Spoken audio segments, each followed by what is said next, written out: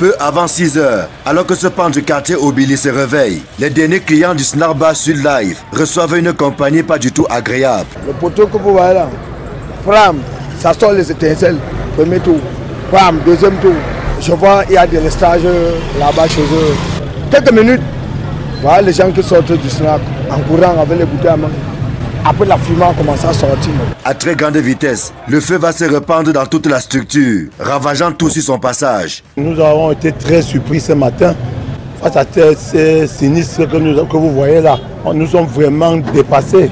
On n'avait que nos yeux pour pleurer.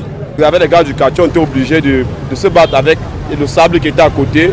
Et on a aussi cassé un tuyau qui était dans le snack d'à côté pour nous permettre d'essayer d'éteindre un peu en attendant l'arrivée des sapeurs-pompiers que nous avons appelés. Pas de perte en vies humaines, ni de blessés, mais d'importants dégâts matériels. C'est que ce Snack Bar Restaurant Lounge venait à peine d'être reloqué et approvisionné. À mon niveau des responsables des achats, il y a de cela une semaine que j'ai fait des achats à plus d'une vingtaine de millions en whisky.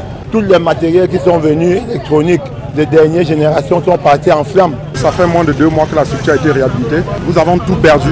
C'est-à-dire que de la structure en elle-même jusqu'aux marchandises, vu l'investissement qui a été mis, c'était vraiment un centre de divertissement, c'était un centre de tourisme. Ça attirait beaucoup de populations. L'intervention des sapeurs-pompiers a néanmoins permis de limiter la propagation des flammes. Parmi les bâtiments situés dans le voisinage, un seul a été légèrement attaqué. C'est juste un mur qui nous sépare.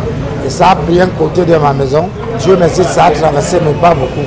7 camions de pompiers sont venus. Ils ont pu éteindre le feu.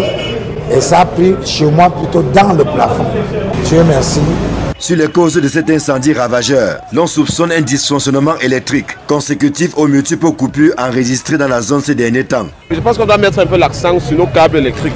Voilà, moi je pense que c'est un problème d'électricité qui a causé tout cela. C'est donc un début d'année difficile et pénible pour le propriétaire de cet espace de détente et de loisirs, ainsi que les nombreux employés qui y gagnaient leur pain quotidien.